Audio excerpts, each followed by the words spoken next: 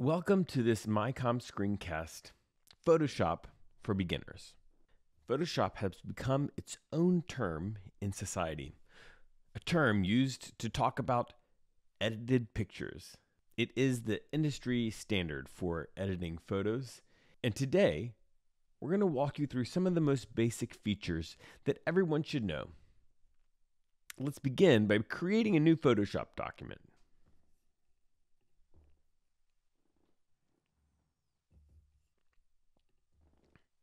You can also begin by opening your own photo. Before we start editing, let's give you a little bit of a tour around the interface. On the left-hand side, you see the Tools pane. You can use the Move tool to move objects around, and there are several different versions of selecting. The Crop tool will crop. The Eyedropper tool will select colors from inside your image. There's the Content Aware Move tool. We'll talk a little bit more about that in a moment. The Brush tool, where you can draw onto the pictures. The Clone Stamp tool, we're going to be showing you more about that in just a moment. The History Brush tool, where you can go back in time. Erase, Gradient, and several others, including a text tool there. On the right-hand side, you see a number of different palettes. You can add to these palettes by clicking Window and selecting one of the different palettes that are available, like Character. And that will appear right here. And if you want to add it to the Palettes pane, you can just simply drag it and it will appear right in the Palettes pane. The other very important thing to understand about Photoshop is that it is a layer-based editing tool. On the bottom right, you'll see the Layers palette that will show you all of the different layers in your project. We'll talk a little bit more about those in a moment, but imagine them stacked on top of each other, and whatever is transparent will reveal what is going on in the layer below it. So let's get started by placing an image into this Photoshop project. I've got a stock image here, and as you see, when you place it, you are able to scroll around, move it to where you want, and then when you're ready, you just press Enter, and it'll be here. Now, if you look in the Layers pane, you'll notice that this image is right here as its own layer, and below that is the background. These eyes will change what is visible. So take the visibility of the background off, and you'll notice the checkerboard pattern that is indicating that there is something that is transparent there. We'll click that background back on. Now, if we would like to select the person, we can use the Lasso tool to give a rough selection here. One of the really fun things about Photoshop is that it has this Content Aware Move tool. You click that, and then we can move this gentleman, and Photoshop will dynamically replace the background where he was. Now, if you notice, it didn't do a perfect job, so we're going to go in and use the Clone Stamp tool to fix it. The Clone Stamp tool will take part of the image from one area and place it into the other area. Now, you'll grab that Clone Stamp tool, and then you will hold down the Alt or Option button and click the place where you want it to draw from. Once you've set that, you can go and add that to the image around you. Now, that's looking a little messy right there. So we're going to go and change the brush. Up here in the top left, you see we're using the Clone Stamp tool, and right here where it says 91, it is giving you the size of the brush. Now you can click the size and we can make it smaller, and you'll see over here it's a little bit smaller, but we can also change the hardness of the edge so that it will blend a little bit around the edges of the brush. can see that it looks a little bit better already.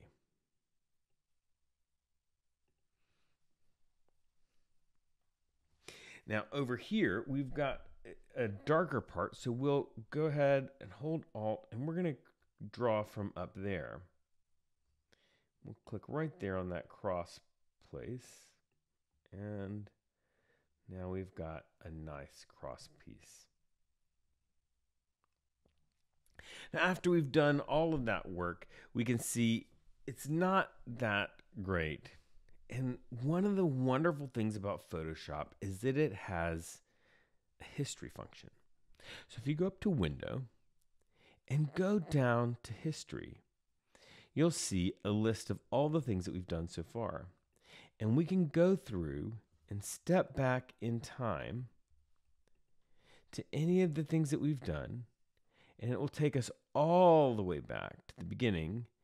We'll just go right back to where he was.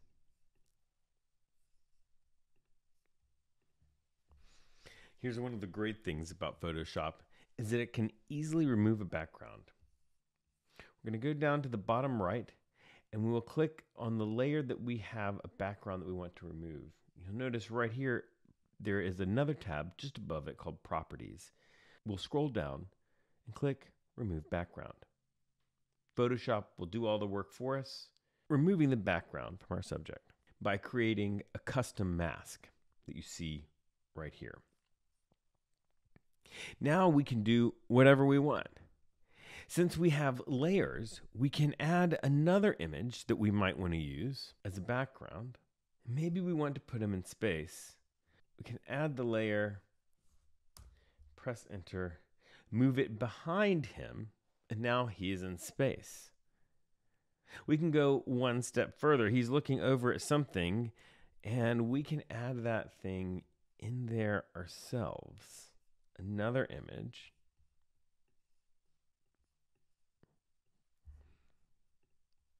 If we click the magic wand tool, it'll change our toolbar up here at the top, and we can go through and magically select pieces of it, or we can simply click Select Subject and let Photoshop intelligently do that for us. We'd like to delete everything but the subject, and so we'll go in and change the selection to the inverse and click Delete. Clicking the Move tool, we can move it around till it's just where we want it. One of the most exciting parts about Photoshop is a tool that is called the Content Aware Fill. Now, let's just say that we want the galaxy to be in this left-hand third. It leaves this awkward blank space here. So we can click the Selection tool, select our blank space, and then use something called Content Aware Fill. So we will click Edit, down to Fill,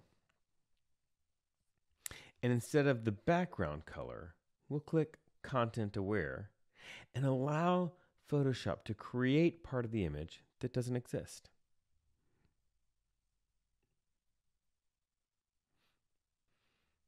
Now we have the image exactly where we want it. And Photoshop has filled in the part that didn't exist. Another thing that's really helpful about Photoshop is the ability to change colors. Let's just imagine that you wore the wrong color sweater to the Galaxy photo shoot. Let's see if we can make an adjustment ourselves.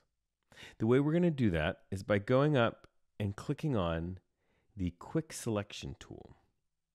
This is like the magic wand tool, except it tries to intelligently detect what you are trying to select. So you begin clicking, and the more you click, the more it is aware of what you are trying to select.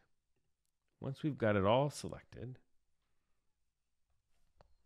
we'll go to Image, down to Adjustments, click on Hue Saturation,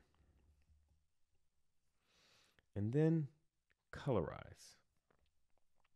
This will allow us to change the color and the saturation to give him just the color sweater he was supposed to have worn in the first place.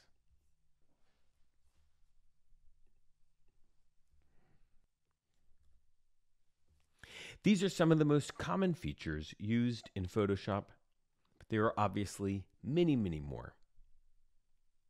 I hope that you will take time to explore this powerful photo editing tool